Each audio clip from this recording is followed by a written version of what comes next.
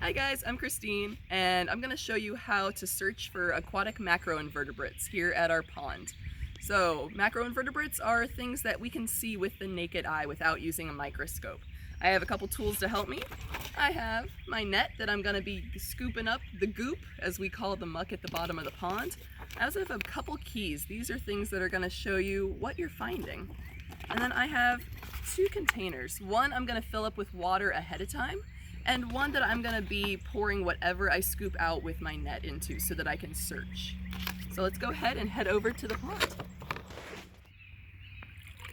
All right, so let's see what we found with this scoop. All right, oh, and we got a good find here.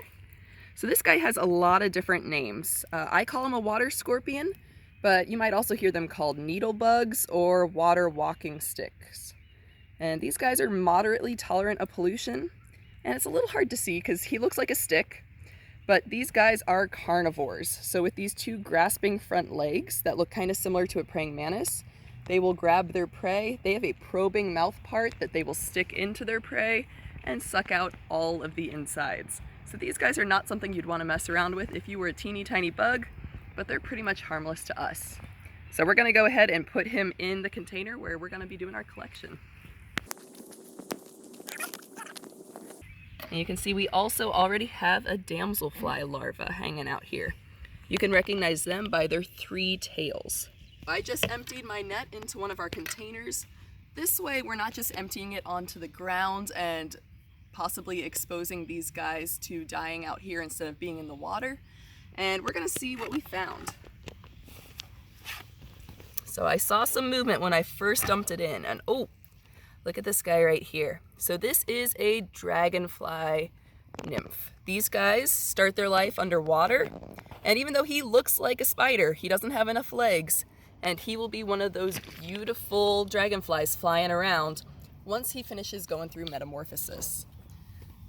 And these guys are pretty intolerant of pollution, so finding them here tells me that our water is pretty clean of pollution.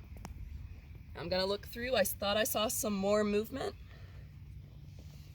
Yeah, so this is a damselfly. When they're adults, they look very, very similar to dragonflies. The main difference is that they're a little smaller and more delicate. And when these guys land, their wings fold up vertically. When dragonflies land, their wings stay horizontal and open. So I'm gonna put him in the water as well. And you can notice we have 2 different damselfly larvae, and they're very different sizes. They might be different species. All right, so this little guy right here, you can barely see him. He is Midge Larvae. So he looks very worm-like, and I believe he'll be a fly when he gets older. These guys can survive in pretty much any type of water, including very polluted, so they're pretty common. I'm gonna put him in the water with the other guys. Spring is the perfect time to look for macroinvertebrates.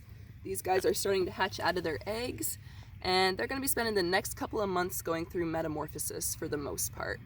So our dragonfly and damselfly larvae, or nymphs, are going to be becoming adults slowly. So they look like this now, but their adult form will look very, very different. And as adults, they only live on land.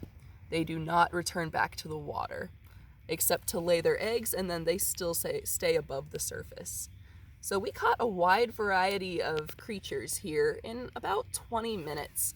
We caught a couple different types of dragonfly nymphs. We caught a couple different types of damselflies, caught a water scorpion, caught quite a few different snails, got some snail eggs, and we even caught a midge larva and some aquatic worms.